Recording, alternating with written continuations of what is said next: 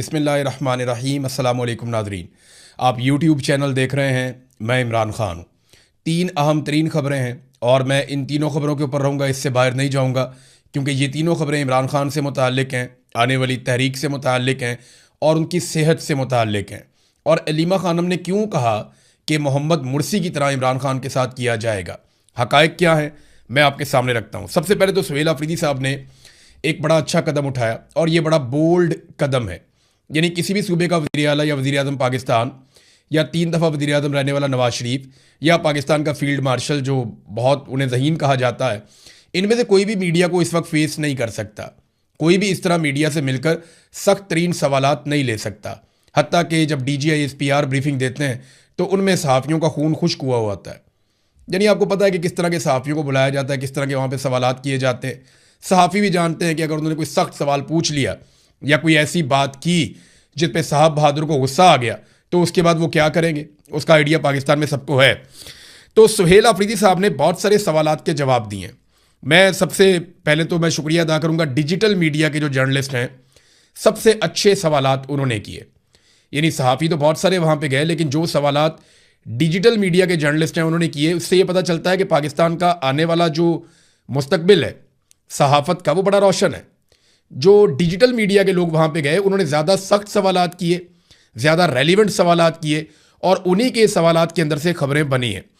सबसे पहले तो ज़ीशान अजीज़ साहब ने बड़े अच्छे सवाल किए, आगा शेख सरवर साहब ने, शाकिर रबान साहब ने, ज़हीम लगारी साहब ने और बहुत सारे और दोस्त हैं, बड़े अच्छे सवालात किए। कुछ जो रेगुलर जर्नलिस्ट हैं उन्होंने भी अच्छे सवालात किए। तो कुछ चीज़ें जो क्लियर हुई हैं वो मैं आपके सामने रख देता हूँ। नंबर 1, उन्होंने ये क्लियर किया कि रसाई नहीं, रिहाई के लिए तहरीक चल रही है। ये सवाल मैंने भी उठाया था कि सुहेल अफरीदी का ये कहना कि इमरान खान साहब तक रसाई के लिए तहरीक है, रिहाई के लिए नहीं है, तो वो मामला उन्होंने क्लियर किया कि जी पहले शायद मैं समझा नहीं पाया या कन्फ्यूजन हो गई। ये तहरीक इमरान खान साहब की रिहाई के लिए है, उन तक रसाई के लिए नहीं है। दूसरा, उन्होंने एक और बात बड़ी अच्छी तरह क्लियर कर दी कि फ़र्ज़ करें कि अगर इमरान खान साहब से मुलाकात हो जाती है तो फिर आप क्या करेंगे। यानी अगर मुलाकात हो जाती है मार्च से पहले तो आप क्या करेंगे। तो उन्होंने कहा जी इमरान खान साहब फिर जो पैगाम देंगे उसके मुताबिक हम अमल करेंगे। अगर इमरान खान साहब जेल से ये पैगाम भेजते हैं कि आप मार्च ना करें तो हम नहीं करेंगे। अगर वो जेल से ये पैगाम भेजते हैं कि मार्च ज़रूर करें तो फिर हम करेंगे। और फिर ये भी पूछा गया कि जब आप वहाँ बैठे हों और एहतजाज कर रहे हों, उस वक्त अगर इमरान खान साहब की फैमिली की मुलाकात करवा दी जाती है तो उन्होंने कहा उस सूरत में भी इमरान खान साहब ही फैसला करेंगे कि हमने उठना कब है। तो उठने के हवाले से एक क्लैरिटी वो ये लेकर आए कि हम इमरान खान साहब की रिहाई तक नहीं उठेंगे। हम उठेंगे तब जब इमरान खान साहब को रिहा कर दिया जाएगा, और अगर उनकी रिहाई से पहले हमें उठाना है तो उसका हुक्म इमरान खान साहब जारी करेंगे, तभी हम उठेंगे। तो ये एक बड़ी क्लैरिटी आई इस सारे मामले में। एक और उन्होंने बात की इख्तलाफात के हवाले से। उन्होंने कहा जी जो इख्तलाफात है पार्टी के अंदर वो ख़त्म हो जाएंगे और 1 हफ्ते के बाद आपको किसी किस्म की कोई इख्तलाफात पार्टी में दिखाई नहीं देंगे। ये बड़ा इंपॉर्टेंट है। उन्होंने कहा कि अली अमीन गंडापुर और मैं, हम दोनों को आप एक कंटेनर पे देखेंगे, हम मिलकर तहरीक चलाएंगे और हो सकता है कि हम अलग अलग जगहों पर फैल के तहरीक चलाएं। हो सकता है हम एक तरफ बढ़ना शुरू कर दें। जो भी लायामल होगा वो हम आखिरी हफ्ते में बताएंगे, अभी हम इसकी तैयारियां शुरू करेंगे। तो एक और जो सवाल था कि कितने लोगों को ले जाना चाहते हैं, इसमें उन्होंने कहा जी हम 20 लाख से ज़ायद लोग इस्लामाबाद की तरफ इस मरतबा जाएंगे और ये एक दिन का मैच नहीं है। हो सकता है हमें कई दिन लग जाएं, हो सकता है कि हमें रुकना पड़े, हो सकता है हम फिर आगे बढ़ें। तो ये एक लंबा मैच पड़ेगा एस्टेब्लिशमेंट के साथ पाकिस्तान तहरीक इंसाफ का।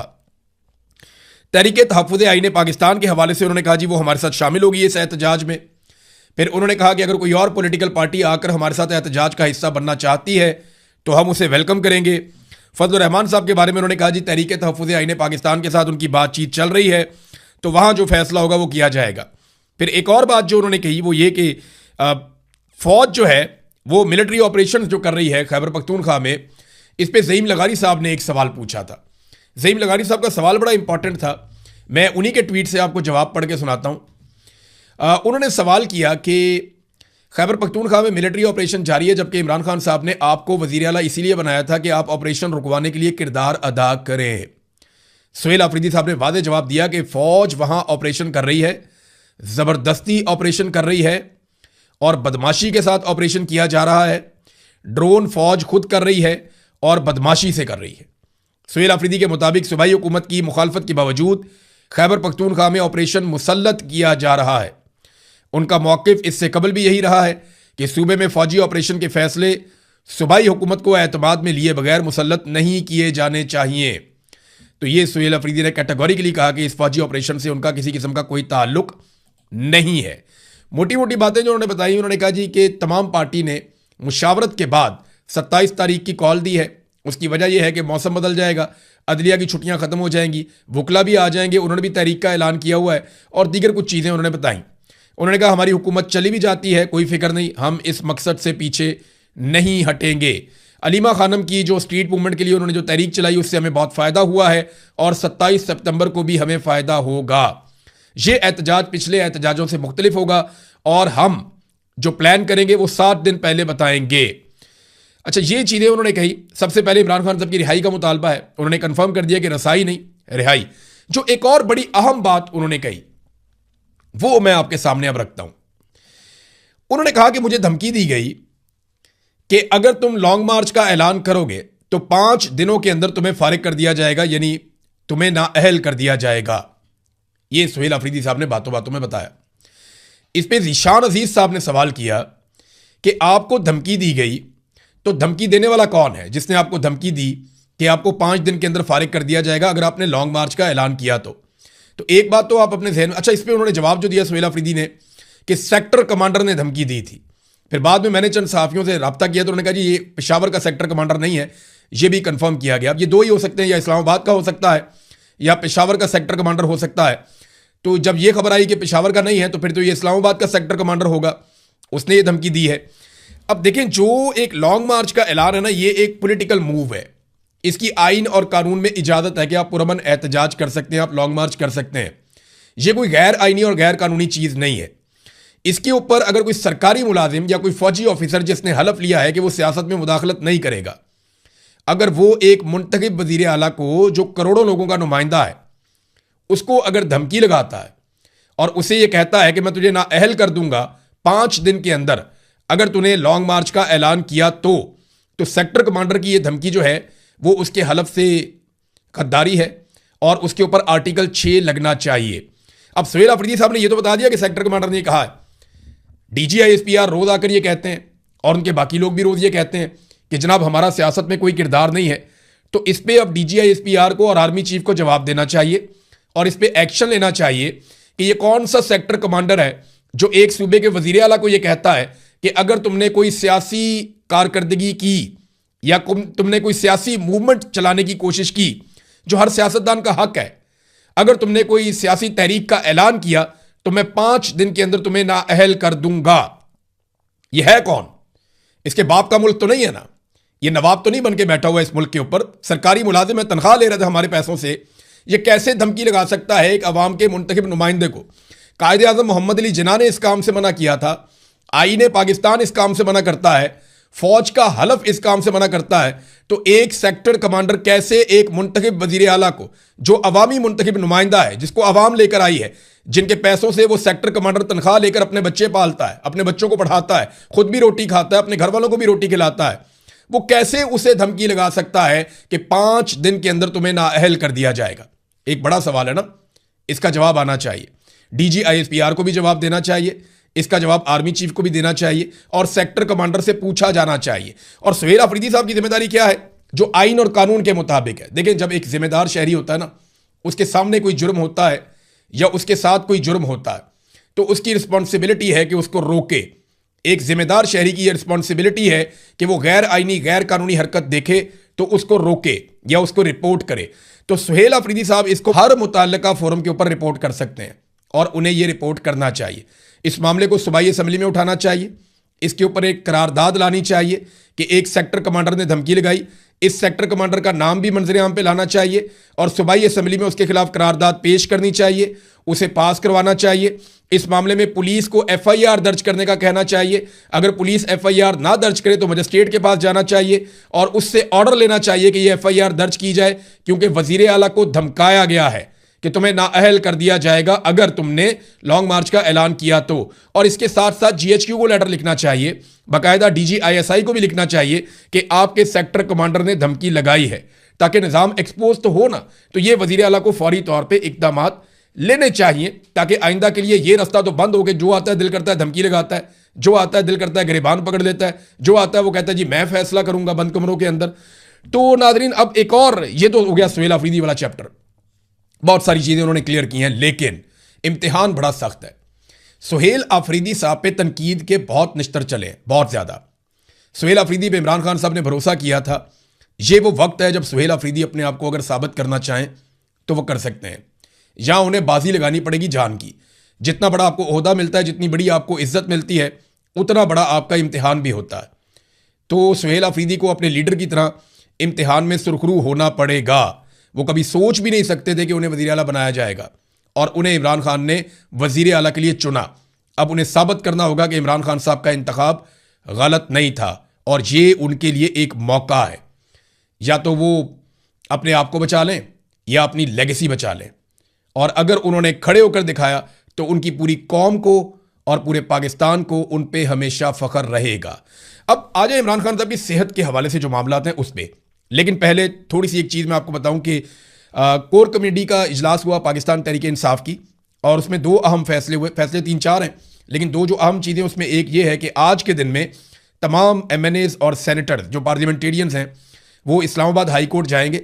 सुबह 10 बजे वहाँ पे समाअत है इमरान खान साहब के मुकदमे की, तो वहाँ पे जाएंगे और जाकर समाअत करेंगे और कोशिश करेंगे कि अदालत वहाँ से इमरान खान साहब की कैद तन्हाई के मामले में इंसाफ फराहम करे, और इमरान खान साहब की उनके मुआलिजीन की मौजूदगी में अस्पताल से इलाज को यकीनी बनाया जाए, उनकी फैमिली से उनकी मुलाकात करवाई जाए, उनके बच्चों के साथ उनका रब्ता करवाया जाए और चीज़ों को नॉर्मलाइज किया जाए। ये वो कोशिश करेंगे। तो देखते हैं कि ये कोशिश कामयाब होती है या नहीं होती। दूसरा, कल के दिन में, मंगल के दिन, इमरान खान साहब की बहनें मुलाकात के लिए अडियाला जेल जाएंगी। तो इमरान खान साहब की बहनें अडियाला जेल के बाहर जब जाएंगी तो पाकिस्तान तहरीक इंसाफ ने यह भी फैसला किया, कोर कमेटी ने, कि MPAs, MNAs और सेनेटर्स भी अडियाला जेल के बाहर जाएंगे और वहाँ पे एक अलामती धरना भी देंगे ताकि इमरान खान साहब की रिहाई के लिए दबाव बढ़ाया जाए। तो पाकिस्तान तहरीक इंसाफ ने अब दबाव बढ़ाने की पॉलिसी इख्तियार की है। देखते हैं ये पॉलिसी आगे जाके कैसे काम करती है। असद कैसर ने, फैसल चौधरी ने, मेजर ताहिर सादिक ने और दीगर और बहुत सारे पाकिस्तान तहरीक इंसाफ के लोगों ने अब सोशल मीडिया के ऊपर आवाज़ उठाना शुरू की है इमरान खान साहब की सेहत के हवाले से। देखिए, ये जो खबर दी है ना सिद्दीक जान ने, मेरी अब उनसे भी बात हुई है। जो दीगर सहाफ़ी जिन्होंने खबरें दी है, मेरी उनसे भी बात हुई है। अब मुझे भी एग्जैक्टली पता है कि वो कौन सा सोर्स है जिसने आगे ये सारी बातें बताई हैं। लेकिन इमरान खान साहब की बहनें ये कहती हैं कि उन्हें इस बात पे यकीन नहीं है कि इमरान खान साहब का ब्लड प्रेशर हाई हुआ। वो ये क्यों कहती हैं, इस बात को ज़रा आपको समझना पड़ेगा। इमरान खान साहब की फैमिली में किसी को भी ब्लड प्रेशर का प्रॉब्लम नहीं है। ये ब्लड प्रेशर का जो मसला होता है ना, ये अमूमन फैमिली के साथ आता है, ख़ानदान में होता है, किसी ना किसी को चल रहा होता है तो आगे मुंतकिल हो जाता है। तो उन्हें यह लगता है कि क्योंकि ख़ानदान में किसी को भी ब्लड प्रेशर का मसला नहीं था, तो ऐसे इमरान खान साहब को बैठे बैठाए ये प्रॉब्लम हो नहीं सकता। दूसरा, उनका ये मानना है कि इमरान खान साहब रोज़ाना 4-4 घंटे, 3-3 घंटे एक्सरसाइज करते हैं। तो जो आदमी अपनी फिटनेस का इतना ख्याल रखता हो, रोज़ाना की बुनियाद के ऊपर वो एक्सरसाइज करे, उसका ब्लड प्रेशर का मसला कैसे हो सकता है? ये भी सवाल उनके दिमाग में है। और इस वजह से उन्हें लगता है कि नहीं, ब्लड प्रेशर का मसला इमरान खान साहब का नहीं हो सकता, क्योंकि उनके पास डायरेक्ट कोई इंफॉर्मेशन नहीं है। लेकिन जो लोग इंफॉर्मेशन दे रहे हैं वो बड़ी पक्की इंफॉर्मेशन दे रहे हैं। मुझे अब सोर्स का भी पता है, लेकिन मुझे नहीं लगता कि वो सोर्स बताना चाहिए किसी की इजाज़त के बगैर। और तीसरा ये है कि उन्होंने मुर्सी की मिसाल क्यों दी। ये मैं आपको बताता हूँ कि इमरान खान की बहन अलीमा खानम ने मुर्सी की मिसाल क्यों दी। उन्हें यह लगता है कि मोहम्मद मुर्सी की तरह एक दिन इमरान खान साहब को भी इस हालत में पहुंचा दिया जाएगा कि उनकी खुदा न खास्ता जान चली जाएगी। ये उनकी बहनों को लगता है, और उसके लिए ये ग्राउंड तैयार की जा रही है। अलीमा खानम ने जो स्टेटमेंट दिया मुर्सी के हवाले से, मैं चंद चीज़ें आपके सामने रखता हूँ। 17 जून 2019 को अदालत में पेश किया गया था मोहम्मद मुर्सी को, और इस पेशी के दौरान अचानक से वो बेहोश होकर गिर पड़े थे। फिर उन्हें अस्पताल में ले जाया गया, तो अस्पताल की इंतजामिया ने बताया कि वो मुर्दा हालत में आए हैं। सरकारी बयान के मुताबिक उनकी मौत जो हुई थी वो दिल के दौरे से हुई थी, लेकिन उनका ख़ानदान, मुस्लिम बरादरी और बहुत सी बैनुल अक़वामी इंसानी हकूक़ की तंजीमें, हत्ता कि अक़वाम मुत्तहिदा, ये मानते हैं कि उन्हें कई साल तक सख्त कैद तन्हाई में रखा गया, उन्हें मुनासिब तिब्बी सहूलतें नहीं दी गई, और यही वजूहात थी कि उनकी सेहत बिगड़ती गई और बिलाखिर उनकी मौत हो गई।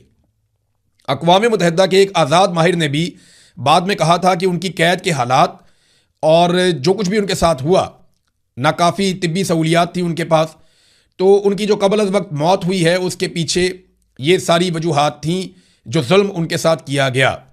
तो सरकारी मौक़िफ़ ये कहता है कि दिल का दौरा पड़ा था, जबकि उनकी फैमिली और उनकी पार्टी और सारे लोग कहते हैं कि नहीं, दिल का दौरा नहीं पड़ा था। और याद रखिएगा, मोहम्मद मुर्सी ने भी यही कहा था अपनी कैद के दौरान कि अगर मुझे कुछ हुआ तो उसके लिए जिम्मेदार फील्ड मार्शल सदर अब्दुल फत्ताह अल सीसी होगा, जो इस वक्त वहां पे सरबराह है, जो इस वक्त भी वहां पे हुक्मरान है। मैं आपको चीजें डॉट कनेक्ट करके दे रहा हूं। 2013 में मुर्सी को गिरफ्तार किया गया।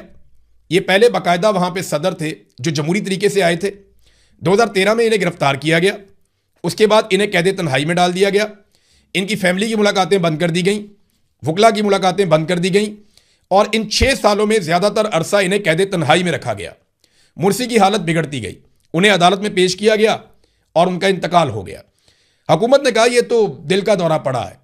2013 में जब उन्हें गिरफ्तार किया गया तो बहुत बड़े पैमाने पर एहतजाज हुए थे और सैकड़ों लोग मारे गए थे। लेकिन 2019 में जब उन्हें हार्ट अटैक आया तो उस वक्त तक उनकी ताकत तोड़ दी गई थी। वहां की मिलिट्री एस्टेब्लिशमेंट बहुत ताकतवर हो गई थी और उन्होंने हर किस्म के एहतजाज को दबा दिया था। लेकिन आज तक मिस्र पूरे तरीके से खड़ा नहीं हो पाया। इनके 2 बेटे भी गिरफ्तार किए गए थे। जो कुछ इमरान खान साहब के साथ हो रहा है वही मोहम्मद मुर्सी के साथ हुआ था। इमरान खान साहब की फैमिली के लोग भी गिरफ्तार हुए। अब्दुल्ला मोहम्मद मुर्सी ये भी गिरफ्तार हुआ, उसामा मुर्सी ये भी गिरफ्तार हुआ। और एक जो छोटा बेटा था इनका, वो 25 साल की उम्र में 4 सितंबर 2019 को जेल के अंदर हार्ट अटैक आने से उसकी भी हलाकत हो गई। उसके बारे में भी फैमिली कहती है कि इसको जहर दिया गया या उसे मारा गया। 25 साल के नौजवान को तो हार्ट अटैक नहीं हो सकता, तो ये हार्ट अटैक से कैसे मर गया? लेकिन मोहम्मद मुर्सी को भी हार्ट अटैक आया, उनके 25 साल बेटे को भी हार्ट अटैक आया, और बाप के दुनिया से जाने के चंद महीने बाद बेटा भी मर गया।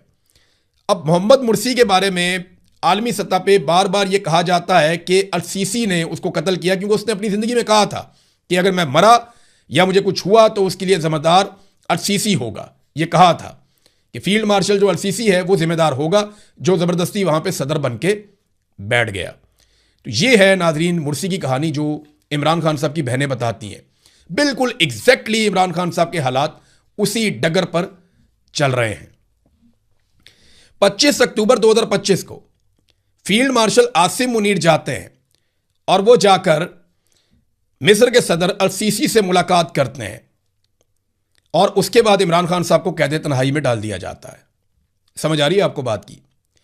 फील्ड मार्शल आसिम मुनीर 25 अक्टूबर 2025 को जाते हैं और जाकर मुलाकात करते हैं मिस्र के सदर से, अल सीसी से, जिसने मुर्सी को ठिकाने लगाया था मुबैना तौर पे। और उसके बाद फील्ड मार्शल आसिम मुनीर साहब इमरान खान साहब को कैद तन्हाई में डाल देते हैं, और तब से लेकर अब तक इमरान खान साहब कैद तन्हाई में।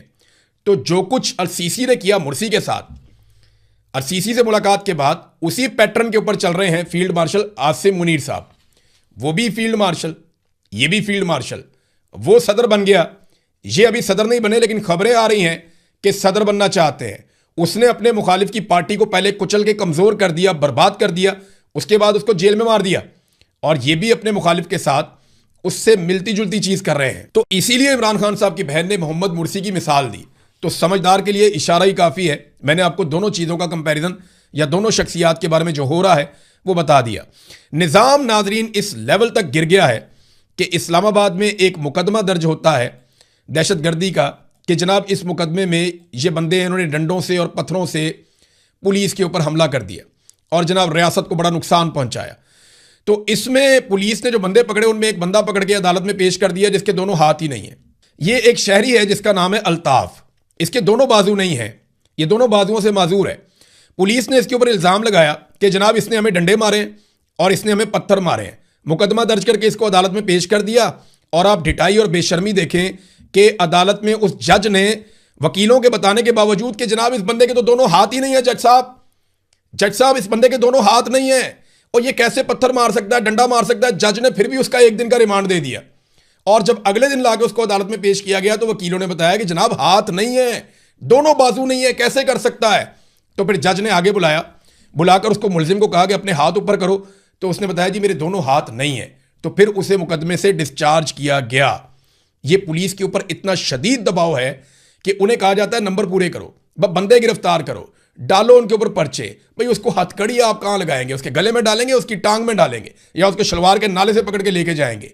ये निज़ाम इस लेवल तक गिर गया है। शर्म आनी चाहिए मोहसिन नकवी साहब, आपको और आपके आईजी को कि कैसी घटिया हरकत की है आपने कि एक बाजुओं से महरूम शख्स के ऊपर मुकदमा दर्ज कर दिया कि वो पुलिस को डंडे मार रहा है और पत्थर मार रहा है। इस जज को भी फारिग करना चाहिए जिसने 1 दिन का रिमांड दिया, और उन पुलिस वालों को भी मुअत्तल करके उनको जेल में डालना चाहिए जिन्होंने उसके ऊपर ऐसा मुकदमा दर्ज किया। अब तक के लिए इतना ही। अपना ख्याल रखिएगा, अपने इस चैनल का भी। अल्लाह हाफिज।